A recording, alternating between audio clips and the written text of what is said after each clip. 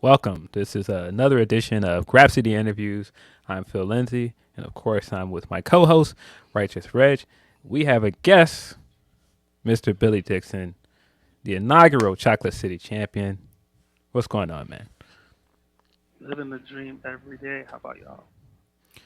Good, man. As good as it will be for Mondays, but it is what it It's Monday and I'm feeling it, and I'm sure the rest of the world is feeling it. But we are excited to have Billy here today, joining us, talking about a various amount of topics here.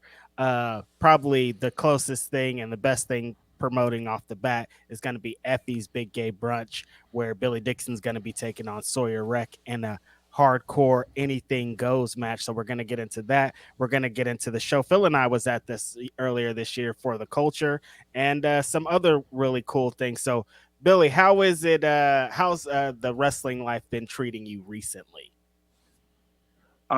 It's great because I'm part time now and I got a Mhm. Legends contract, so I don't really have to deal with the bullshit. So it's great. It's best. is.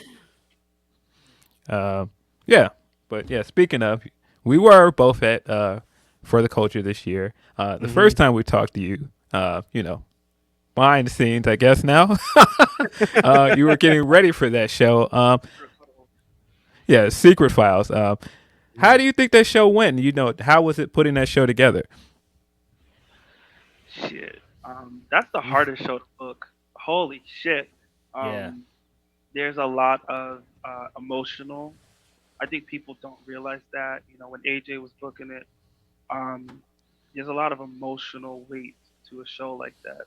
Mhm. um, and you have to come to terms with the fact that there are going to be people that don't fuck with you no more, that are disappointed in some of the choices you make, both fan and wrestling or whatever wrestler, um, and that you just have to basically you got to just make your mixtape, and put it out there and see what the feedback is. I wasn't gonna try to copy, for lack of a better, AJ's flow without he book. He has a point of view and I have my own point of view. I tried to make it true to the theme of the show and to the overall feel. I tried some new things. Some of those things worked. I think some of those things really worked. Some of those things could have been better. I definitely wish that we had a different time slot. Yeah. Yeah, I do not have control over that. I am fighting for a better time slot for Philly. I'm proud of what we did given some of the challenges we've had. It was a really competitive WrestleMania week this year. There's a lot of going on. And the draw was I was proud of that draw because it is very hard to put on the show at that time slot, going against and following, I don't believe in competition with Wale Mania whatsoever, but, you're having a quote unquote correct, direct competitor at the same time. Mhm. But I have to shout out the people at Wale Mania who were very accommodating in how they ran that event so that the people that were on the show were able to file out and also do for the culture. And hopefully in Philly, I can actually go to my first Wale Mania. I've never been, and I Yeah. would really go, but I'm always booked at the same time. So it's been not fun the past 5 years, missing out on like one of the biggest nights for the culture. No pun Mhm. intended. Um, I was sick with some shit that entire week that I kept to myself. Your boy has long COVID and sometimes there are Oh flare ups shit. that happen. So my entire match, I have to thank Willie Mack for taking care of me because I was not in a good way that entire week. Um, there were some health concerns that I needed to address when I got back from LA. But I think people like For the Culture. I really would love to see For the Culture back at that 3 p.m. time slot that we Yeah. had in Dallas. The energy when it was earlier just was just like, man, to quote Suge when he said when I did my thing in that match, the coke was coking. I listen, Mhm. it was like that. I really want to see photo culture in a different time slot, and so that is accessible because I think that show is a strong show, and I think it's cool to see how great Big Gay Brunch is, and I think that if we keep at it, we can get on a level where that is a show that maybe happens more than just once a year. That's my goal. Yeah, I do think the time slot was a hurdle for you guys this year, being at midnight as opposed to being at in the afternoon before. And I mean, yeah, like me and Reg were there, but you could tell like just even if you compare it to the year before in Dallas, and having it during the day, it just was a different energy. Yeah, niggas was tired. Yeah, I hate that we have to compete for. I mean, we don't want to say compete, but that's honestly what it is. Because if the shows weren't running at the same time, it'd be a different story for the culture with a lot of the people. Because a lot of people get to Wale Mania, you start drinking, smoking, and hanging out. You don't want to go to a show afterwards. You want to either keep hanging out or call it a night. So it's unfortunate that they have to go to back to back. People aren't dedicated fans like us that are like, yeah, we have this, and then we're gonna go to for the culture immediately afterwards. It's pretty I unfortunate. mean, it's a like it is something that is being discussed, something that I am fighting for. Hmm. Um, I'm very happy to see how like I'm not, excuse me, I'm not ungrateful with the turnout. The turnout Definitely. was very strong, and was like I think second highest or in the top three of draws that we've done Hmm. for the culture. So to me, there's been I think 4 or 5 of them. So it I'm happy that it wasn't the worst. Like I put my name on it, shit. But yeah, I mean for Philly, I definitely am trying to make some things change so that it's better. But I was really happy with it. I thought that, you Hmm. know, it was a different kind of for the culture, and I think Yeah. that I like seeing us tackle different because to me it's a love letter, right? To being black, so it's like Right. I thought that to me, and I knew it was gonna be once I put it in my head when I said Source Awards type beat, and I Hmm. told them booked in that match. That's what I want to see. That East versus West match was just fucking nuts, Fire. and I thought that they stole the show. Personally, for me, I thought that they stole the show, and I really am proud of all the people that were on that show. They proved their worth and why they should get more work. Hmm. You mentioned the match with Willie Mack, which I thought was super fun. You telling us about having some issues going into the match. How did you have time to kind of focus in on the Willie Mack match to be able to execute what you guys did? And at the end of the show, you came out and made a big challenge. Like the Willie Mack thing wasn't the only thing that you had going on that night. How did you focus in on those things on top of being the booker, on top of dealing with the long COVID and all these things? I was in my Jeff Jarrett bag. It was all about me. Um, uh, uh, yeah. So funny thing about the Willie Mack match was that we were supposed to go on a lot later, but a lot of people were in traffic because the show is in Los Angeles, California. Um, Right. so my music played as Willie Max was tying his boot, and I said, "Well, we're up next." And he said, "What the fuck?" And I said, "Yep, um, that was all freestyle. That was all freestyle." Yo, yo, Um, yo, uh, yo. I so there mean, was a Willie lot of Mack is a good dance partner to have for something like that. listen. I mean, he's one of I definitely want to run it back with him at some point. I I was when you run a show, it's incredibly exhausting to just run a show, and then you wrestle on the show. And usually, you want to put yourself in first with somebody you know is going to be there early, or last because you'll have time to like the show goes and you have time to do the thing. Putting yourself second was not my plan, but Hmm. we have to do what we have to do. At the end of the day, I wanted that show to look as advertised, as close to what was advertised as possible. So, we went out there. I really am proud of, I think what we did there. And he's the best. And yeah, I've been wanting to wrestle Joshador for years. There's this story that I think only her and I can tell. Hmm. I think that there is a Trishadora match that no one has seen that only I can give her. And I think that it's time for someone else to be paying after the belt as for wrestling champion. Like, don't get me wrong, she's held that belt for a very long time. Nobody Long is time. the fact that she's the first. She's held it longer than Roman. She is the one. Mm. Um, and I really dig what she's doing, and I'm proud of all of her accomplishments with the infantry and Ring of Honor, AEW, going around the world. She has truly embodied, no bullshit. She's truly embodied what a world champion in 2023 looks like. Hmm. That's not with a championship that's not on a national television show. Right.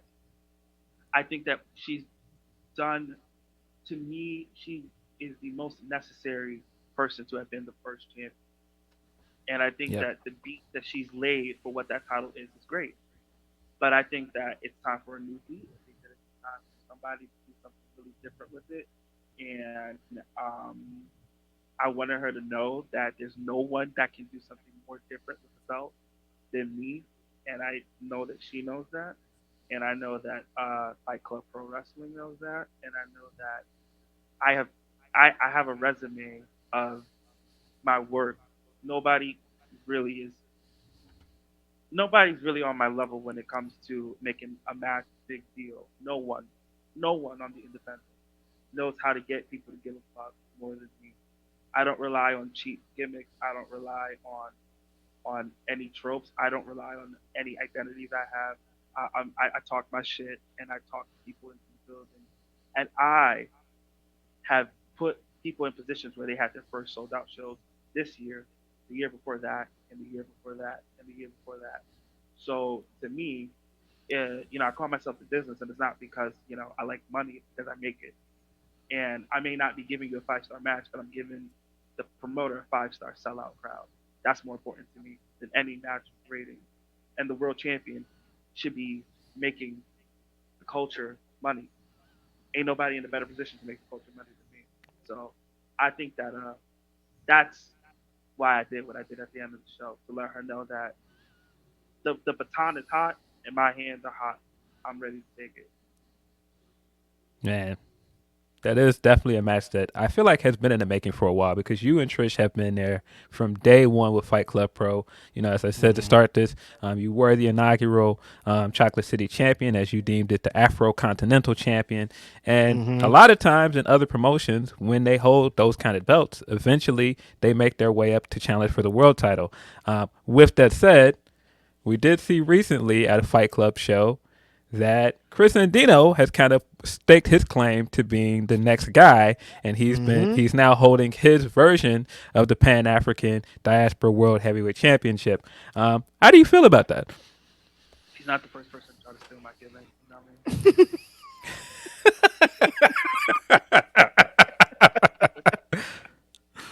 Chris Andino was the first person I faced. I beat him for the Chocolate City Championship. Hmm. We had one of, honestly, I'll give him his props. We had one of the most fun matches I ever had. I think that he's very underrated for his mind. I think he has a very, very solid mind for the business. I think that he is somebody who just really needs an opportunity to show what time it is. I think, I'm gonna talk my shit. I think he doesn't take himself seriously enough, and I think that comes from a place of insecurity because I don't Hmm. think that he's where that I think that he's the shit. And if I think you're the shit, then you probably talented. Um, I think that what he's doing with the belt is just all a dog and pony show for the fact that like it's time to go to work. I don't want to see you talk. I want to see what you do with this belt. Um, him turning it into the like what is it, CM Punk and John Cena? They got two of the Hmm. Mm, titles. There's only one. I don't care. There's only one champion. I don't remember Trish being beat for the belt. But I'm pretty sure those two will have to figure that out. Uh, I don't care who's the Pan African World Diaspora Champion. When I get my shot, I will beat them for it, and the world will rejoice, and a lot of money will be made after that. If it's Trish, that's great. If somehow Chris Santino is actually the champion, then I will beat him, and then I will be the champion. But I have to say that I think that he deserves a lot of the success that's coming his way. And I think that he really is underrated. I think that he just really needs the opportunity. Fight Club's providing that for him to show what Right. he really can do. The ball is in his court. He just can't miss his jump shot. You know Speaking of beef matches, money being made. You talk about winning that championship. There's somebody that you just can't get away from, always hot on your heels, always kind of in your area. We can't even talk Billy Dixon without talking the foil to Billy Dixon's plans, Mr. Darius Carter. Darius Carter is very vocal about everything off rip. But kind of being the, like I said, the foil to your plan, stopping you from doing things that you want to accomplish. Darius Carter is always there. What is this? Why are you guys so entangled in this long term just feud? It just will never stop, it feels like. Y'all are like Peter Griffin in that damn chicken. Who's who? That's what I want to know. Uh, Look, it has been the greatest ride and thorn in my side to have been attached to Darius Carter for 4 years. Good God. I think therapy is a hell of a thing, and I talk about Yeah, therapy, like my issue with this guy, and true. she believes that we are two opposite sides of the same coin, and that we're more similar than we are different, but Mm. our differences are causing this friction.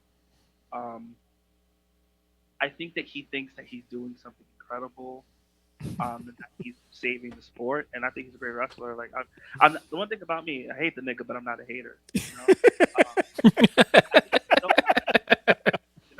I do not like seeing white men steal his flow and become faces of company several Facts. times over. I do not care for Hmm. that.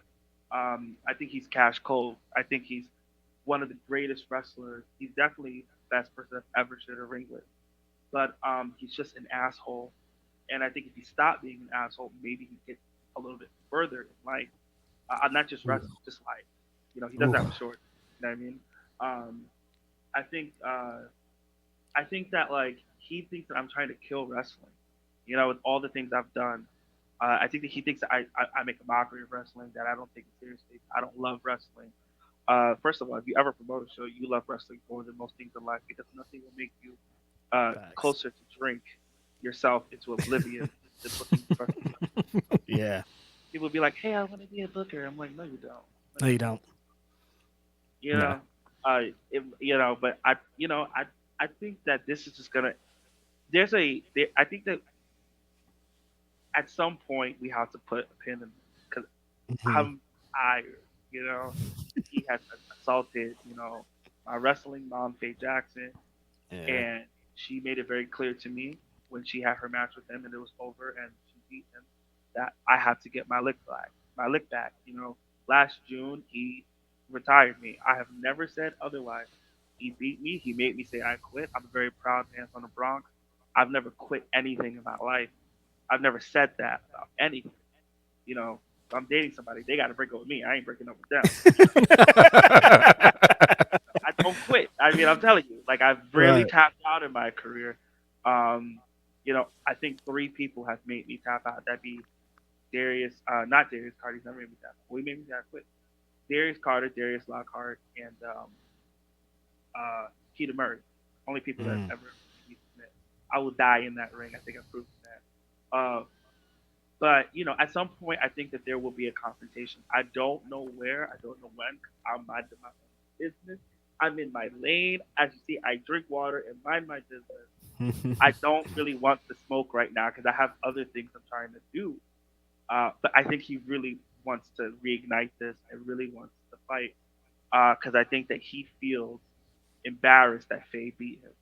And I did not get involved in anything that happened in that match. He put his hands on me. I just moved out of the way. They fucked him up. That's not my problem. Um, but also, I think that he knows that he's only in the conversation when he shares a marquee with me, and it's Mm. not the other way around. And I think Hmm. he feels a type of way about that. I can't control how the game works. He just got to charge that to the game to quote PB's move. But I think that that's what it is. So if he wants my clout one more time, it will happen, but it's on my terms. You beat me. You made me say I quit. Why else do you want to fight me? So now we're gonna fight. When I say we fight, and I'll pick the time and the place and the location. where we can make some money off of it. Because if you're gonna have me get my ass beat like you always do, I'm walking away with a pretty good check. So that's where we're at. Yeah. Speaking of big rivalries, probably not as big of a rivalry for people on screen, but behind the scenes, I think your probably second biggest rivalry in wrestling has been with the DC Athletic Commission, and Yes. and everything you've That's gone, bigger than DC Carter at this point. yeah, everything you've gone through to try and make shows happen in the DMV area, and just I don't know the issues of trying to be a promoter and be a wrestler in DC. And I saw you just came out with the uh, open letter about it. For people that don't understand, what is the issue with it, and what are some of the issues that are plaguing wrestlers and promoters in DC? So before Primetime Wrestling ran in 2019, there was no wrestling in DC for 10 years. Right. Wow. The issue with uh, indie wrestling in DC is that it is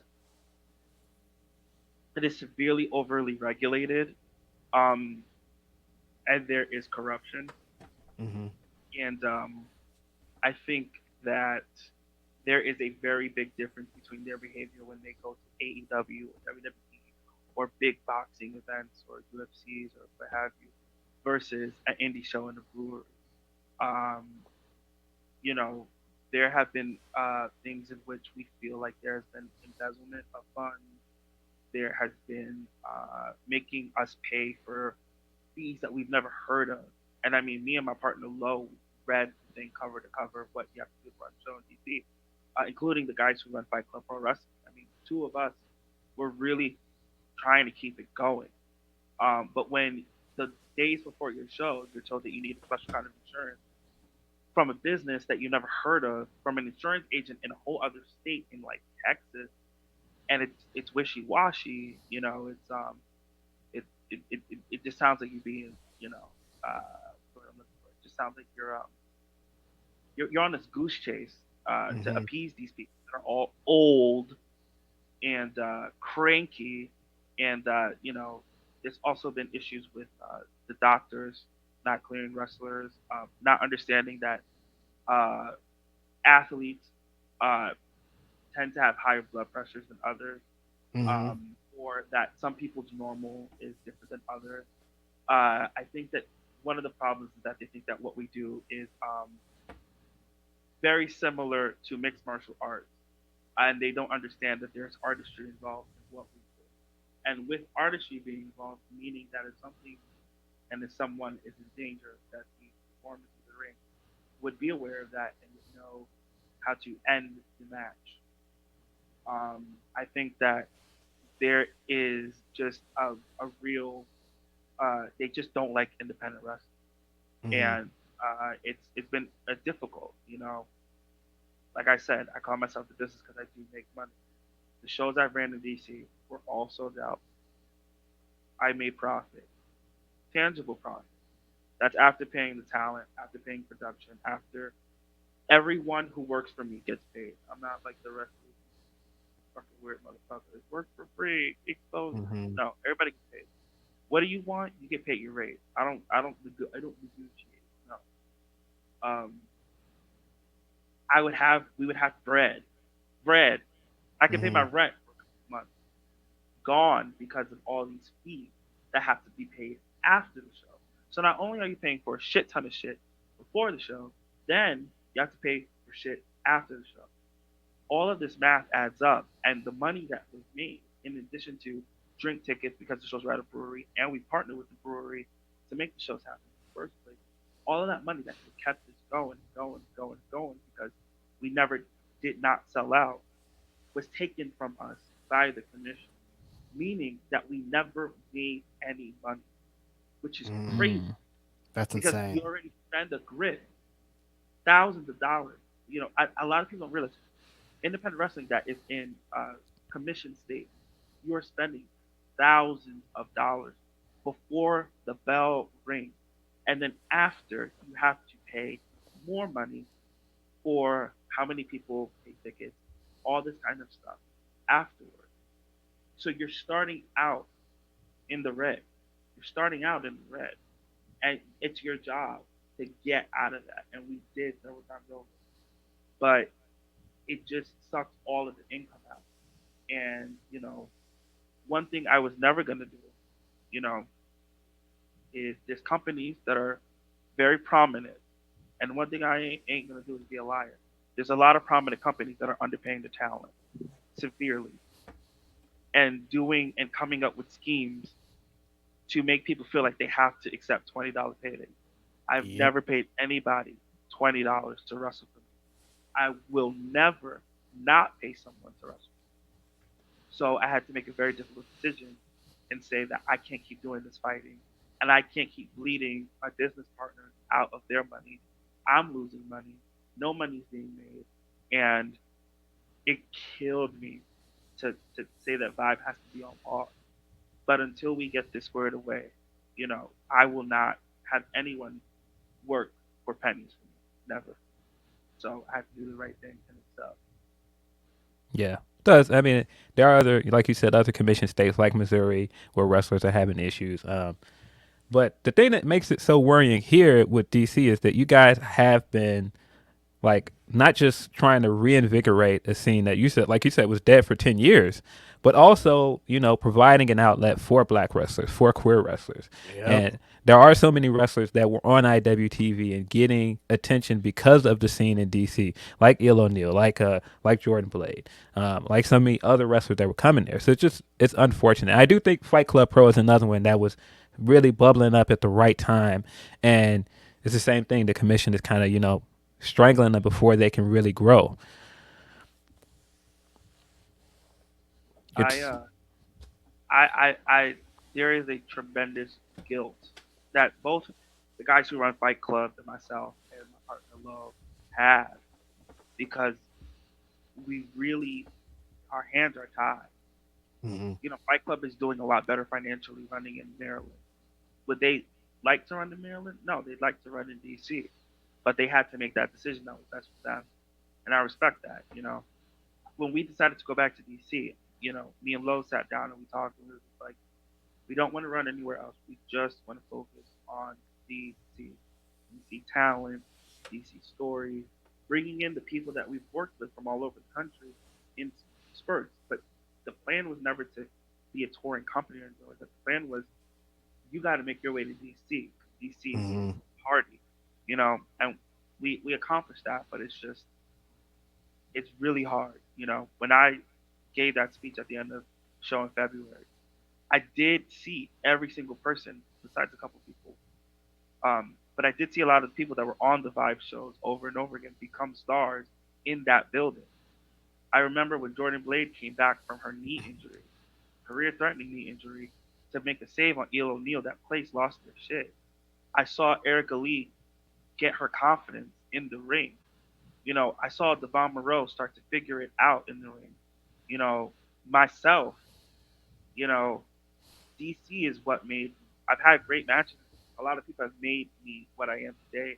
But if it wasn't for Primetime Pro Wrestling in the DC ring and that connection with those fans, I would do absolutely nothing. So it was very important for me to give back because I have been given so much from these as a city and as a culture and as a community. And the fact that we do have a POC roster and an LGBTQ plus roster, and it's successful, you know, not a lot of white guys on top, you know, Right. and to see that that is being taken from us, that we worked very difficult, working with Killian McMurphy and Edith Surreal on their feud, and knowing that they were chapters, bottom of the third, you know what I'm saying, that couldn't have met its conclusion. And there were things with Faye that didn't get to progress, and things with Brooke Valentine. They were there was so much more story to tell, and such a very interesting thing that was literally planned for the next show. And the commission just is undefeated there. Everybody has to put it over at the end. So Damn, it's just an unfortunate story, but I'm glad that people are making some lemons with or some lemonade with them lemons that they're being given out. We talked a little bit about the importance for the culture and wanting to expand that, and on that you touched on, of course, Effie's Big Gay Brunch. Effie's Big Gay Brunch running very strongly. He's taking it on the road. Shout out to Effie, building a beautiful brand of wrestling for many people. They announced coming up at the next Effie's Big Gay Brunch, Billy Dixon, you're going to be taking on Sawyer Wreck in a hardcore anything goes match. Sawyer Wreck is a house of fire, a tornado. She's going to choke slam you through the ring. Just a violent person. Uh, First of all, I want to talk about the importance, of course, of Big Gay Brunch, because a lot of things you were talking about with DC and the culture that's happening with Effie's Big Gay Brunch. So, one, talk about, because a little the same lines that you talked about with for the culture, it's probably like that. I'm sure it's getting like that for Effie's Gay Brunch, also, of like people being upset of not being on the cards, and there's only so many spaces for for these wrestlers and things like that. So, talk to us about the importance of being included in this, and then your big match coming up here with Sawyer Wreck. Yeah. So there came a point where Effie and I had a conversation about how stupid the wrestling business is, Mm-hmm. and it was like we're tired of trying to bring the mountain to Muhammad, or Yeah. whatever the saying is. Yeah. We're gonna just do it. Let's just do it. Like let's just Mm-hmm. let's just make some gay ass shit. You know what I'm saying? Mm-hmm. Um, I think that I'm proud of Big Gay Brunch as a brand has become. It is a viable touring act. It is more successful than some GCW shows. Mm-hmm. You know, in LA they sold out. I think that's Yeah. the first second sellout for Big Gay Brunch. Mm-hmm. And you know, with all due respect to people who go to GCW and would do that, I was happy that it wasn't because somebody signed for a legend in the main event. Mm-hmm. A story with six people made that sellout, Right. along with the rest of the card. No disrespect to them, but the six people in that ring are not under a contract. The six people in that ring have worked and worked and worked, to make that brand what it is, and that is important. That is that makes that first sellout better, Mm-hmm. because if you believe in something and you trust the process in what you're creating, you will create dividends. And I want the same for the culture as well. But Mm-hmm. I love Big Gay Brunch because I get to have fun and I don't have to Yeah. run. It is a Right. nice when we work for each other. It's a vacation, Just like, oh, Mm-hmm. here's Hmm. shit, you know. I love Sawyer Rack. I'm really proud of her. She's had a great year. She went to Japan, killed it in Japan. She's had really good matches this year. And she's a friend of mine. I've shared the ring with her before, and it was quite interesting. We kind of made a noise on the internet because of a certain smooch that happened. But Mm-hmm. all is fair in love and war. And I've taken some time off a little bit to work on my health, and I've been, in the gym 5 days a week. I've completely changed my diet. I've changed my training regimen. I am, on the cusp of, I believe, some of the best work of my career. It just hasn't really started yet, but it kind of starts at Big Gay Brunch because I want her to know that I'm going to run through her. I'm going. Mm-hmm. This is not like the show is fun and it's a party and all we're all together, and it's important to have queer representation and the rainbow, and oh my god, it's so great. But like what gets lost a little bit is that this is a violent show and that we are competing to win. And if you win, you make more money. And I've kind of lost sight the past few years that winning actually does matter. And I'm tired of people acting like winning does not matter. So I'm Mm-hmm. going to beat the living shit out of her. And then after we can like kiss and stuff, it's fine. But this is not a joke to me because she's not a joke. I Mm-hmm. take her very seriously because I know that she is very tough and she's taller than me and stronger than me, and she has lifted people in crazy ways. And I am very nervous about being thrown around by her, but I'm not gonna quit, and I'm not gonna. I'm 0-5 at Big Gay Run. I have never won a match at Big. Wow. I don't like that. I can't be somebody who was named the number one QWI wrestler and then on the gayest show of the year lose. Like that doesn't make any sense. I gotta rectify that. And it means it starts with Sawyer Wreck. It starts with Sawyer Wreck. you know. And but on the flip side, and this is like a 100% true. No one has had better moments at big gay brunches than me, and I am daring everyone on that show to step Mm. up and be on my level. I want you to make a moment, even after this match. That's not what the show is about. Make a moment, get the people talking, get them to elevate you so that you can have this position where you don't have to wrestle every week, or when you do wrestle, it's a big deal. I'm telling you, it's a lot better. That's what I want for Big Gay Brunch. It's a good time. I love you, our family. It's all good. But now we have to continue showing that we are valuable and we are good and that we are better. And for me, I'm begging that roster to step up and to take my crown of being the queen of the brunch. I'm old and I'm tired and I work with a lot of great people. So I need them to step up because they're great and they're talented. Somebody else needs to have the moment of the show, not just me. But if they're not going to, then I'll just keep hogging that spotlight, and that's Hmm. Sounds like I don't know. I don't know if you could get a better promotion for that match. I mean, but yeah, Big Gay Brunch is coming up very soon. It is a part of a all out weekend in Chicago. Of course, that is a part of other GCW shows that are happening that weekend as well. Um, do you have any other matches coming up that you want to plug? Is there anything else coming up that people should know about? um, because I'm like the Undertaker, and I only wrestle when they add an extra comma. I have a match August 19th for Uncanny Attractions in Austin, Texas, against Ashton Starr. Uh, really looking forward to that. Not only are we like close friends and we came up in the business together, and we, I just when the first like LGBT shows were in front of no one, like literally no one, like 5 people, 7 people. I remember one time we hit 20. Holy shit! And to see what has happened in the past 6, 7 years, like it's mind boggling. Hmm. A lot of these new people who come up, there's a little entitlement. God, I'm that guy. Old man who yells at cloud. Um, there's this entitlement with some of these new kids, and they expect Hmm. they're so great, and there's not a due to be paid. But we get the right to say that we paid the dues for there to be big gay brunches, there to something to buy, all of this kind of stuff that exists now.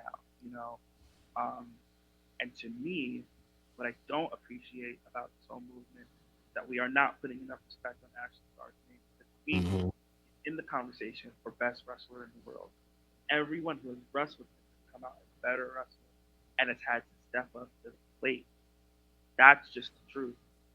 I feel like this is a challenge for me. This match, you know, it's on title match. It'll stream. I don't know what time the show is old, but he makes people rise to the occasion.